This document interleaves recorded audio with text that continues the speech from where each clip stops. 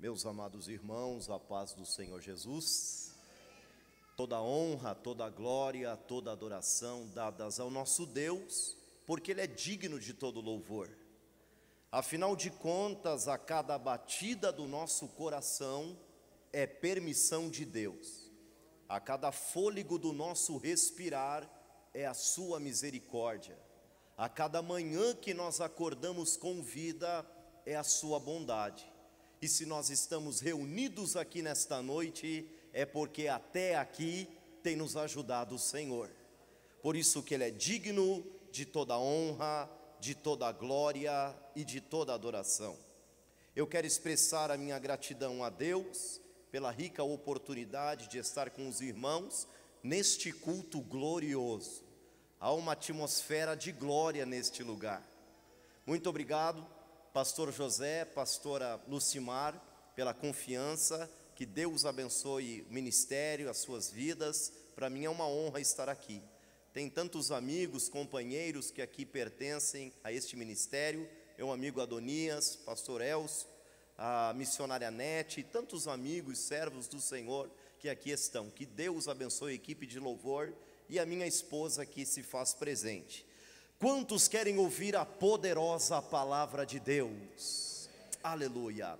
Então, por gentileza, fique de pé, por favor, e abram as suas Bíblias no segundo livro de Crônicas, capítulo 7, e o versículo 13 e o versículo 14. Segundo livro de Crônicas, capítulo de número 7, e o versículo de número 13 e o versículo de número 14, é um texto muito conhecido, mas eu creio que aqui está o segredo da nossa vitória. Eu creio que aqui está a fórmula, o antídoto para que eu e você tenhamos uma vida vitoriosa na presença de Deus. Segundo Crônicas, capítulo 7, o versículo 13, aqueles que encontraram podem dizer glórias a Deus. Diz a palavra do Senhor: se eu cerrar os céus e não haver chuva, ou se ordenar aos gafanhotos que consumam a terra, ou se eu enviar a peste entre o meu povo, e se o meu povo, que se chama pelo meu nome, se humilhar, orar, buscar a minha face e se converter dos seus maus caminhos, então eu ouvirei dos céus, perdoarei os seus pecados e sararei a sua terra. Eu gostaria que você voltasse os seus olhos ao versículo de número 14, quando a Bíblia diz: se o meu povo que se chama pelo meu nome fizer o quê? Se humilhar, orar, buscar a minha face e se converter dos seus maus caminhos, então o que acontecerá?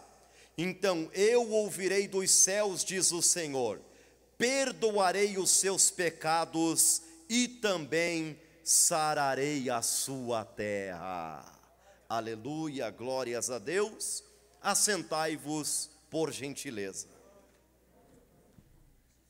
Aleluia, glória a Deus, Tu és fiel. Irmãos, através da Bíblia Sagrada, nós podemos entender e aprender por que o ser humano sofre. Afinal de contas, por que passamos por tantas adversidades? Por que passamos por tantos momentos negativos? Por que o ser humano sofre? E através da Bíblia nós podemos obter 3 respostas para esta pergunta. Primeiro, o ser humano sofre por causa da consequência do pecado. A Bíblia diz em Isaías capítulo 59, versículo 1 e 2, eis que as mãos do Senhor não estão encolhidas para que não se possa salvar, nem o seu ouvido agravado para que não se possa ouvir. mas as vossas iniquidades fazem divisão entre vós e o vosso Deus, e os vossos pecados encobrem o seu rosto de vós, para que não vos ouça. Ou seja, o pecado é uma barreira que nos afasta, que nos distancia da presença de Deus. E quando nós se afastamos da presença de Deus, saímos debaixo da sua cobertura. E quando saímos debaixo da cobertura de Deus, pagamos um alto preço, ficamos vulneráveis aos ataques do adversário. Então a primeira resposta que eu encontro na Bíblia, por que o ser humano sofre, é essa: por causa das consequências dos seus próprios pecados. A segunda resposta que eu encontro na Bíblia, por que o ser humano sofre, é o seguinte: por causa da sonolência espiritual. Muitas vezes Deus permite algo negativo acontecer na nossa vida para nós despertarmos, para nós acordarmos, para nós mudarmos as nossas atitudes. E eu posso aqui citar um personagem da Bíblia chamado Eutico. A Bíblia diz que Eutico até estava escutando a palavra de Deus através do apóstolo Paulo, mas ele está na janela, um lugar de indecisão, com o corpo dentro, mas com a cabeça para o lado de fora. E a Bíblia diz que ele é tomado por um grande sono, e ele cai daquela janela e quebra o pescoço. Então a Bíblia diz que Paulo desce da escada, ora por Eutico, e Deus devolve a vida para Eutico. Irmãos, eu tenho absoluta certeza que depois desta experiência negativa na vida de Eutico, Eutico nunca mais dormiu durante um culto a Deus. Eutico foi despertado. Muitas vezes Deus permite alguma tragédia acontecer na nossa vida para nós acordarmos, para nós voltarmos a ser aqueles crentes fervorosos, para nós voltarmos com a mesma empolgação, com a mesma determinação que tínhamos em outra hora. E a terceira resposta que eu encontro na Bíblia, por que o ser humano sofre, é o seguinte: o ser humano também sofre por estar passando por um período de provação, porque antes da aprovação, nós precisamos passar pela provação. Então muitas vezes eu e você sofremos, mas não é por causa da consequência do pecado. Muitas vezes eu e você sofremos, mas não é porque estamos dormindo espiritualmente. Mas muitas vezes eu e você sofremos porque estamos passando por um período de provação. E eu posso citar aqui na Bíblia o personagem chamado Jó. A Bíblia diz que Jó era um homem reto, temente a Deus, que se desviava do mal. E mesmo assim, passou pelas piores dores que um ser humano poderia suportar. Mas irmãos, independente do motivo, independente da causa, independente se é por causa da consequência do pecado, independente se é por causa da sonolência espiritual, independente se é porque estamos passando por um período de provação, independente disso, aqui em 2 Crônicas, capítulo 7 e o versículo 14, está o segredo da minha e da tua vitória. Então vamos mergulhar neste versículo. Primeiro ele diz assim: se o meu povo, que se chama pelo meu nome. Eu não sei de vocês, mas isso me causa um grande temor, fazer parte do povo que se chama pelo nome dele. Irmãos, o Deus onisciente, onipresente, onipotente, o Deus que tem todo o poder, tanto no céu quanto na terra, o Deus que com o poder da sua palavra criou todas as coisas, o Deus que criou o sol, o Deus que criou a lua, o Deus que chama todas as estrelas pelo nome, o Deus que com as conchas das suas mãos encheu os oceanos da terra, o Deus do milagre, o Deus do impossível, o Deus sobrenatural, escolheu você para fazer parte do povo que se chama pelo nome dele. É por isso que Jesus disse em João capítulo 15, versículo 16: não foi vós que me escolheste, mas eu escolhi a vós e vos nomeeis, para que vades e deis frutos, e o vosso fruto permaneça.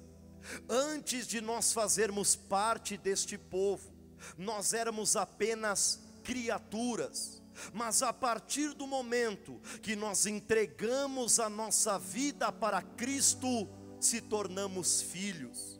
É isso que a Bíblia nos ensina em João capítulo de número 1, versículo de número 11. A Bíblia diz que Jesus veio para que eram seus, e os seus não o receberam, mas todos aqueles que o receberam, deu-lhe o poder de serem feitos filhos de Deus. Da mesma forma, quando um filho nasce, este filho ele herda o sobrenome do pai. Quando uma criança nasce, o sobrenome do pai vai ficar fixado na vida daquela criança para o resto da sua vida. Ela vai carregar o sobrenome do seu pai. E assim é no mundo espiritual.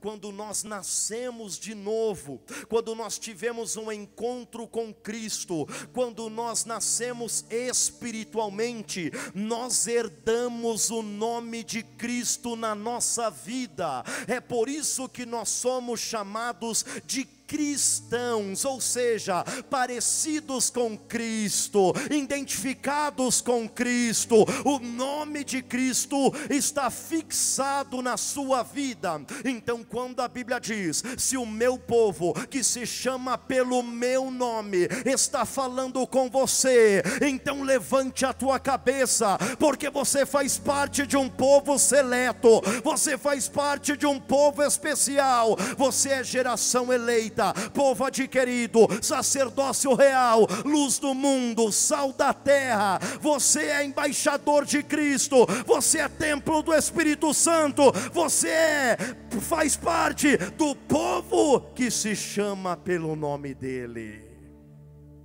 Então já começa assim, irmãos: se o meu povo, que se chama pelo meu nome, mas este povo precisa fazer algo. Existem algumas condições. O primeiro passo da nossa vitória é se humilhar. Se o meu povo, que se chama pelo meu nome, se humilhar. E que fique bem claro que se humilhar não é autocomiseração, não é autopiedade. Humildade não é eu pegar o microfone aqui e falar: olha, irmãos, eu sou um coitadinho, tadinho de mim, eu estou sofrendo muito. Isso não é humildade, isso é autocomiseração. É a pessoa que tem pena de si mesmo, é uma autopiedade. Mas humildade é você reconhecer que depende e precisa dele. Humildade é nós reconhecermos as nossas limitações. Humildade é nós reconhecermos as nossas fraquezas. Humildade é nós falarmos: Deus, eu dependo da tua intervenção, eu preciso da tua ajuda. Humildade é você dizer: Deus, eu sou fraco, mas tu és forte. Eu sou falho, mas tu és perfeito. Eu sou pecador, mas tu és santo. Sem a tua presença eu não posso nada, mas com a tua presença eu posso todas as coisas naquele que me fortalece. Sem a tua presença eu sou derrotado, mas com a tua presença eu sou mais do que vencedor. Humildade é nós reconhecermos as nossas debilidades. e dizermos: Deus, eu preciso de Ti, sem a Tua presença eu não conseguirei, eu dependo da Tua intervenção. É por isso que a Bíblia diz, lá em 1 Pedro capítulo 5, versículo 6, humilhai-vos debaixo da potente mão de Deus, e ao seu tempo Deus vos exaltará. É por isso que Jesus disse no Sermão do Monte: bem-aventurados os humildes, porque deles é o reino dos céus. É por isso que o rei Davi disse no Salmo 51 e o verso de número 17, que os sacrifícios para Deus é um espírito quebrantado, e um coração contrito e quebrantado não desprezarás, ó Deus. O primeiro passo da nossa vitória é se humilhar, é reconhecer que precisamos da ajuda de Deus. Quantas pessoas sofrem porque não querem reconhecer, agem independente, agem por si próprio. Mas eu sei que nesta noite eu estou pregando para um povo humilde, que veio para a casa de Deus com o coração quebrantado, dizendo: Deus, eu dependo de Ti, eu preciso de Ti, eu dependo da Tua intervenção. Aleluia. Se o meu povo que se chama pelo meu nome se humilhar, depois orar. O segundo passo para a nossa vitória é oração. Não tem segredos, irmãos. É na oração que a gente vence. É na oração que tem resposta de Deus para a nossa vida. É na oração que nós resistimos os ataques dos demônios. É na oração que o crente tem a sua vitória. Se nós soubéssemos o poder que a oração tem no mundo espiritual, nós dedicaríamos um período muito maior do nosso dia a dia exclusivo para a oração. A Bíblia diz em 1 Tessalonicenses capítulo 5 e o versículo de número 17: orai sem cessar. Ou seja, que a nossa mente fica sempre conectada com Deus, que a nossa mente sempre esteja meditando nas coisas de Deus. Orar sem cessar. Mas a oração, ela precisa de 3 elementos fundamentais. A oração, ela precisa de adoração. A oração, ela precisa de petição. E a oração, ela precisa de intercessão. Então vamos lá. A oração, ela precisa de adoração. Senão a gente só fica pedindo. Não.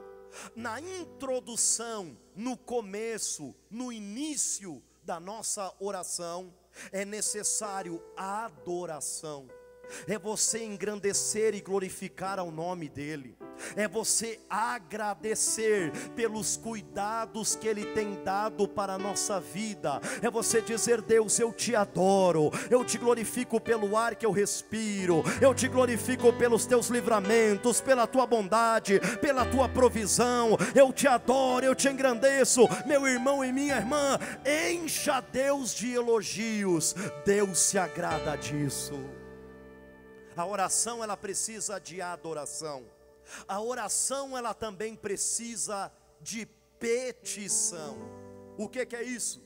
É você expor as suas necessidades diante deste Deus tremendo. É você pedir algo a Deus mesmo.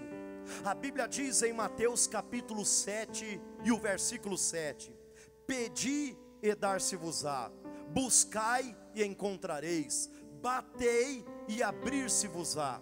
Porque aquele que pede, recebe, aquele que busca, encontra, aquele que bate, se abre.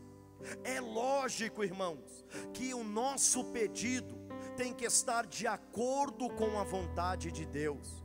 Porque se eu ficar pedindo coisas apenas para a minha vaidade, apenas para o meu orgulho, Deus não vai me ouvir.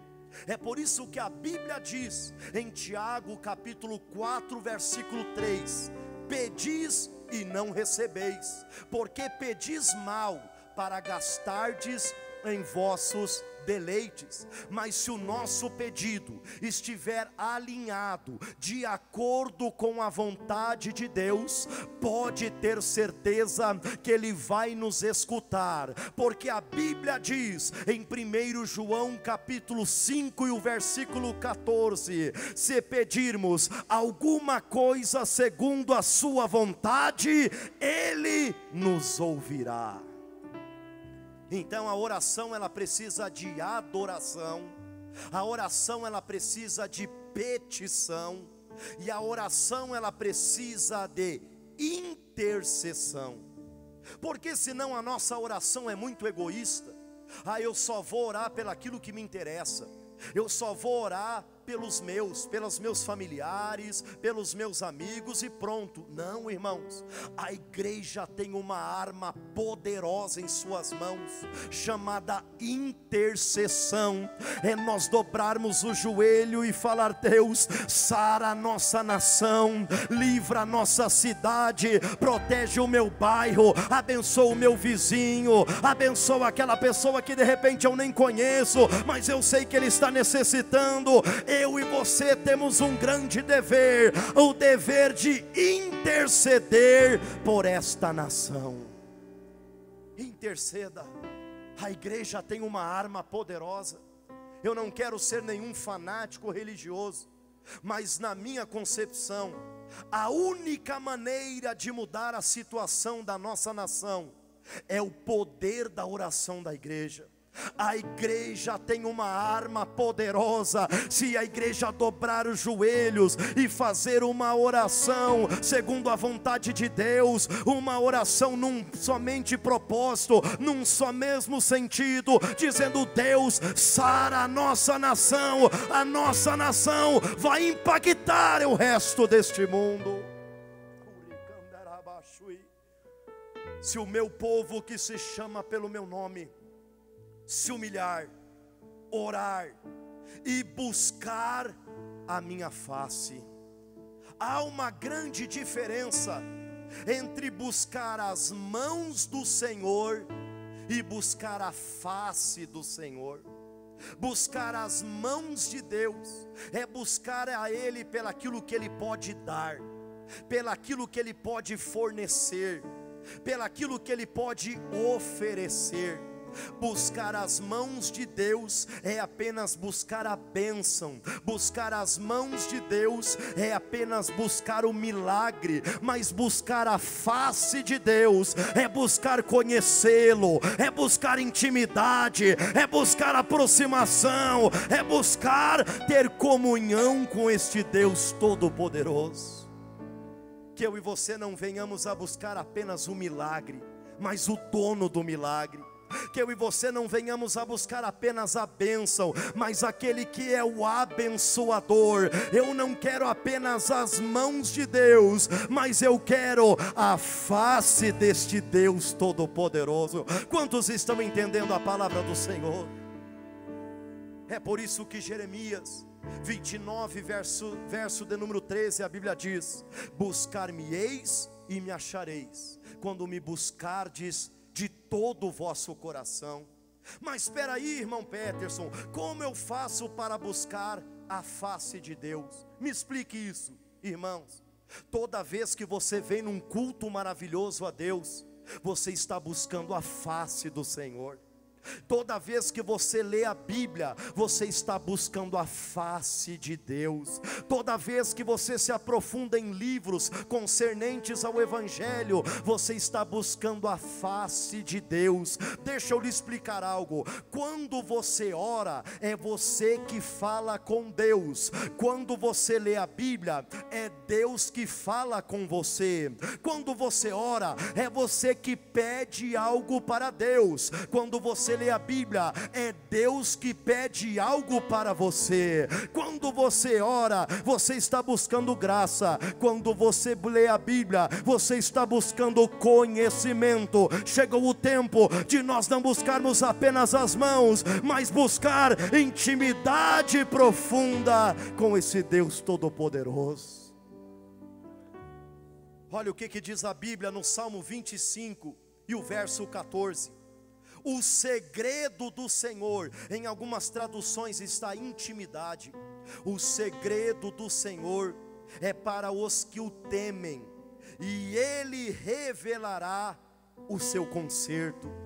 Intimidade e segredo de Deus não é para qualquer um, mas é para aqueles que buscam em espírito, em verdade, dizendo: Deus, eu quero me aprofundar, eu quero mais te conhecer, eu quero saber quem tu és, eu não quero saber quem tu foi, mas eu quero saber quem tu és. Eu não quero apenas saber o que tu fez, mas eu quero saber o que tu está fazendo. Eu não quero apenas saber quem tu foi no passado, mas eu quero saber o que tu está fazendo neste exato momento. Se o meu povo que se chama pelo meu nome se humilhar, orar, buscar a minha face e se converter dos seus maus caminhos. Se converter dos maus caminhos é dar um giro de 180 graus. Eu estava indo numa direção, agora eu vou para outra. Eu estava andando num caminho, agora eu quero andar para outro caminho. Se eu enganava, não vou enganar mais. Se eu roubava, não vou roubar mais. Se eu adulterava, não vou adulterar mais. É um outro caminho, é se converter do mau caminho. A Bíblia diz, Jesus disse, que o ser humano tem apenas dois caminhos a qual pode trilhar. Jesus disse em Mateus capítulo 7, versículo 13: entrai pela porta estreita, porque larga é a porta, e espaçoso o caminho que leva à perdição, e muitos são a que entram por ela. Porque estreita é a porta, e apertado o caminho que leva à vida, e poucos são a que encontram a esta. Ou seja, existem apenas dois caminhos: o caminho largo e o caminho estreito. O caminho largo é fácil.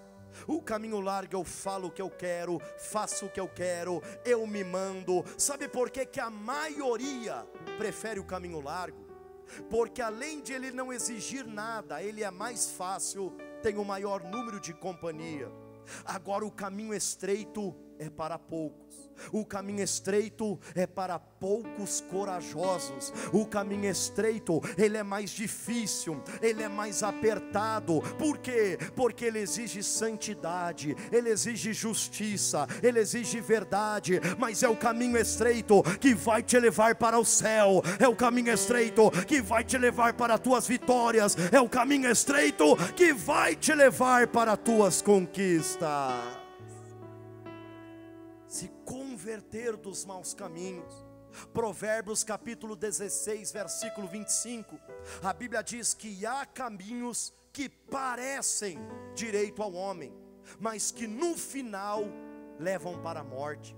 O caminho largo até parece mais prazeroso, até parece melhor, mas é um caminho que vai levar para a perdição, para o inferno. Mas eu glorifico a Deus, porque aqui existe um povo que se chama pelo nome do Senhor, que decidiu andar pelo caminho estreito. Se o meu povo que se chama pelo meu nome se humilhar, orar, buscar a minha face, se converter dos seus maus caminhos, então o que acontecerá? Então eu ouvirei dos céus, diz o Senhor. Sabe a impressão que eu tenho, irmãos? Que Deus está sentado no seu trono de glória, de graça e de poder. E assim que um povo começa a colocar em prática este versículo, este povo começa a orar, a se humilhar, a buscar a face, não apenas as mãos. Sabe o que Deus faz? Deus se levanta do seu trono e faz isso daqui, ó. Agora eu vou ouvi-los, agora eu vou escutá-los. Eu escuto tanta gente reclamando, dizendo: mas irmão, eu oro, eu peço, eu falo, e Deus nunca me responde. Sabe por quê? Porque não estão colocando em prática isso na sua vida. Porque a Bíblia é enfática e clara, dizendo que se a gente se humilhar, orar, buscar a face, abandonar os maus caminhos, então Ele vai nos ouvir. Pode ter certeza que terá resposta de Deus para a tua vida. Pode ter certeza que Deus vai intervir na nossa causa. Pode ter certeza que Deus vai agir na nossa situação. Aleluia. Então eu ouvirei dos céus e perdoarei os seus pecados. Isso aqui é maravilhoso, irmãos, porque verdadeiramente nós temos um Deus misericordioso, um Deus que perdoa, um Deus que restaura. O nosso Deus não é um Deus como um pai carrasco, pronto com um chinelo na mão para ferir o seu filho porque ele errou. Nós temos um Deus que perdoa os nossos pecados. Esse Deus prefere nos perdoar do que nos perder. Olha o que diz a Bíblia, Romanos capítulo 8, versículo 1. Portanto, nenhuma condenação há para os que estão em Cristo Jesus, que não andam segundo a carne, mas que andam segundo o Espírito. Olha o que a Bíblia diz em 1 João, capítulo 1, versículo 9.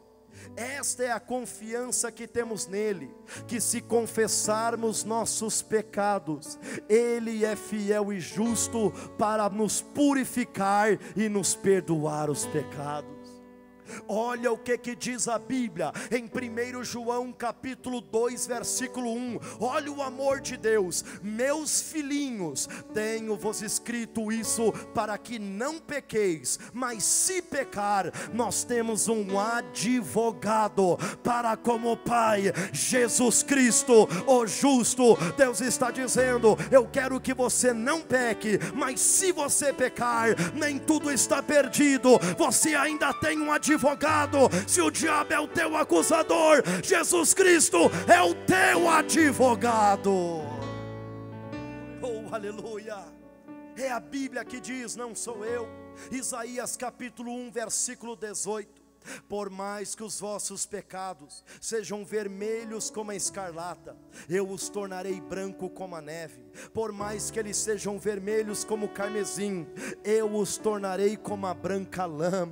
A Bíblia Sagrada diz em 2 Coríntios capítulo 5, versículo 17: se alguém está em Cristo, nova criatura é. As coisas velhas já se passaram, eis que tudo se fez novo. Quantos podem glorificar o nome de Cristo, que perdoa nossos pecados? O sangue de Jesus tem poder. O sangue de Jesus tem poder para nos purificar de todo e qualquer pecado. Oh, aleluia. E eu perdoarei os seus pecados. Último tópico da mensagem: e eu sararei a sua terra. Quantos acreditam que nós temos um Deus que sara, um Deus que cura, um Deus que restaura? É por isso que um dos nomes dele é Jeová Rafá, que significa o Senhor que sara, o Senhor que cura. Eu creio, irmãos, que o nosso Deus não mudou. Ele continua fazendo milagre. O mesmo Cristo que curou o homem com a mão mirrada, o mesmo Jesus que curou o surdo e gago de Decápolis, o mesmo Jesus que curou o cego de Jericó, o mesmo Jesus que levantou o paralítico do tanque de Betesda, o mesmo Jesus que curou a sogra de Pedro, o mesmo Jesus que curou a mulher de fluxo de sangue, o mesmo Jesus que curou 10 leprosos, o mesmo Jesus que curou a filha de Jairo, é o mesmo Jesus que está aqui nesta noite, pronto para te curar, pronto para restaurar, porque Ele é o mesmo ontem, hoje e eternamente. Levante a sua mão, por gentileza. Senhor, nós cremos que Tu és o médico dos médicos. Nós cremos que Tu vai além da medicina. Blinda cada família, cada pessoa que aqui está, Senhor. Nós cremos que Tu tem o poder de nos imunizar. Nós cremos que Tu és o nosso escudo, Tu és a nossa fortaleza. Nós cremos que Tu és a nossa proteção. Se porventura alguém está enfermo, cura nesta noite e nos guarda, nos livra de toda enfermidade enviada das trevas. Ele diz: e eu sararei a sua terra. É uma linguagem simbólica. A terra estava enferma, a terra não estava produzindo, os celeiros estavam vazios, não havia chuva seródia e nem temporã. O que é isso? É uma chuva depois do plantio e uma chuva antes da colheita, ou seja, a chuva certa no tempo certo. A terra estava seca, eles estavam preparando a terra, arando a terra, mas não havia fruto, não havia resultado. E talvez assim está acontecendo na nossa vida. Tudo parou, de repente até estava dando certo coisas que estávamos fazendo, mas de repente a terra ficou estéril. Não há produção, não há colheita, os celeiros estão esvaziando dia após dia, mas a promessa de Deus, segundo a sua palavra, é que se eu e você se humilhar, orar, buscar a face, abandonar os maus caminhos, Ele vai sarar a nossa terra. Haverá uma chuva seródia e temporã, haverá um tempo de colheita, haverá um tempo de prosperidade. Prepara o teu celeiro, porque haverá uma grande colheita em nome de Jesus. Com permissão do pastor, amada igreja, se levante, mas se levante adorando e glorificando. Vamos fazer a nossa parte, porque Deus fará dele. Só Deus pode sarar a nossa terra, irmãos. Só Deus pode fazer com que a nossa terra venha produzir novamente. Só Deus pode enviar a chuva tão necessária para a nossa vida. Mas Deus está nos dando coordenadas, Deus está nos dando diretrizes. Se o meu povo, que se chama pelo meu nome, sabe o que eu sinto Deus falando para a nossa geração, para a nossa sociedade neste tempo de crise, nesse tempo de adversidade? Eu sinto Deus dizendo: se o meu povo, se o meu povo se humilhasse mais, se o meu povo orasse mais, menos televisão e mais oração. Televisão é só tragédia, só informação negativa, para abalar o teu emocional, para abalar o teu psicológico. Se o meu povo orasse mais, se o meu povo deixasse de buscar apenas as minhas mãos e buscasse mais a minha face. Se o meu povo abandonar os seus maus caminhos, eu vou ouvir do céu, diz o Senhor. Eu perdoarei os pecados, diz o Senhor, e eu vou sarar esta nação, diz o Senhor dos exércitos. Haverá um tempo de colheita, um tempo de abundância. Prepara a tua horta, prepara o teu celeiro, porque haverá um tempo novo, tempo de bênção, tempo de glória, tempo de vitória.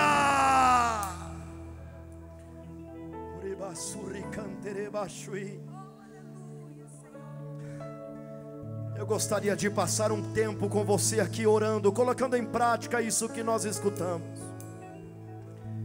Será que a gente pode se humilhar? Dizer: Deus, sem a tua presença não dá. Deus, sem a tua intervenção não vai dar certo.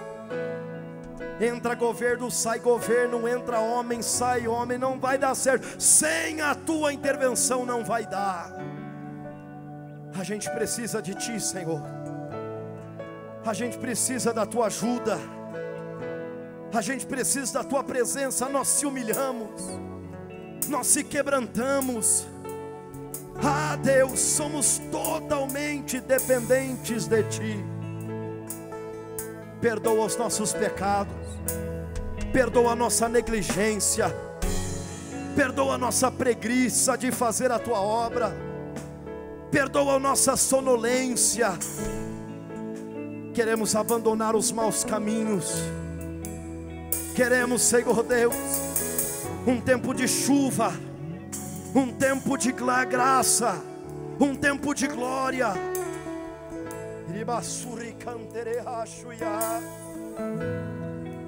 Ah, Senhor, que venhamos a se dedicar mais na oração, que venhamos a buscar mais a Tua face. Será que você pode? Aleluia. Já estou vendo pessoas com lágrimas. É a presença do Espírito Santo. Que venhamos a colocar em prática o que estamos escutando nesta noite. Aleluia.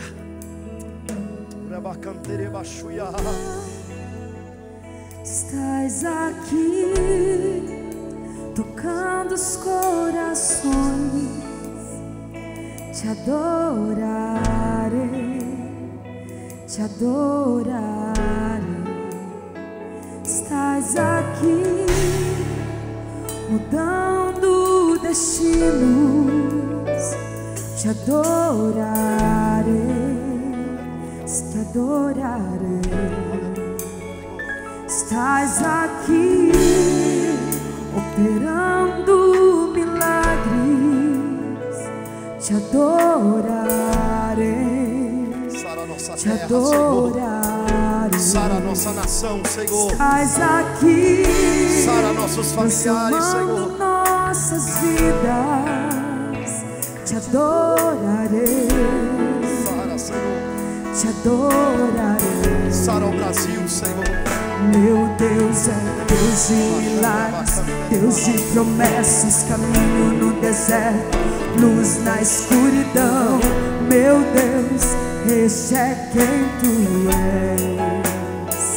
Meu Deus é Deus de milagres, Deus de promessas, caminho no deserto, luz na escuridão. Meu Deus, este é quem Tu és. Ele faz milagres e está aqui, está aqui. Ele sara, Ele cura, Ele restaura. Que as suas emoções sejam saradas. Toda depressão, toda angústia, toda aflição caia por terra em nome de Jesus. Ele está te sarando nesta noite. Ele está sarando as suas emoções. Estás aqui, curando multidões. Aleluia, aleluia, Te adorarei, te adorarei. em nome de Jesus. Estás aqui, restaurando os corações. Te adorarei, te adorarei. Estás aqui, transformando histórias.